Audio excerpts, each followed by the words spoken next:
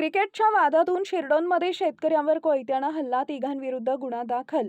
शिरोळ तालुक्यातील शिरडोन इथं घरासमोर क्रिकेट खेळण्यावरून झालेल्या एका क्षुल्लक वादाचं रूपांतर भीषण हाणामारीत झालं आहे. वारंवार दारात येणाऱ्या बॉलला रोखण्यासाठी जाळी लावा असं सांगणाऱ्या एका 40 वर्षीय शेतकऱ्यावर कोयत्यानं जीवघेणा हल्ला केल्याची धक्कादायक घटना घडली आहे. या प्रकरणी कुरुंदवाड पोलिसांनी तिघांविरुद्ध गुन्ह्याची नोंद केली आहे. मिळालेल्या माहितीनुसार शिरडोन येथील विठ्ठल मंदिराजवळ राहणारे प्रकाश राऊ भंडारे वय वर्ष 40 यांच्या घरासमोर 13 मार्च रोजी सायंकाळी 6:30च्या सुमारास काही मुलं क्रिकेट खेळत होती. खेळादरम्यान चेंडू वारंवार भंडारे यांच्या घराच्या दारात येत असल्यानं त्यांनी मुलांना सूचना केली की बॉल घरात येऊ नये यासाठी जाळी लावून घ्या. या कारणावरून झालेल्या वादात संशयित आरोपी सिद्धार्थ मोहन कांबळे वय वर्ष 25 आणि किसन अनिल कांबळे वय वर्ष 29 यांनी भंडारे यांना शिवीगाळ करण्यास सुरुवात केली.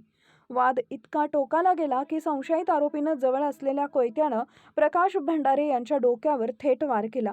या हल्ल्यात भंडारे गंभीर जखमी झाले असून त्यांना वाचवण्यासाठी आलेल्या त्यांच्या पत्नीलाही घटनास्थळी असलेल्या एका अज्ञात इसमानं अमानुषपणे मारहाण व शिवीगाळ केल्याचं फिर्यादीत नमूद करण्यात आलंय.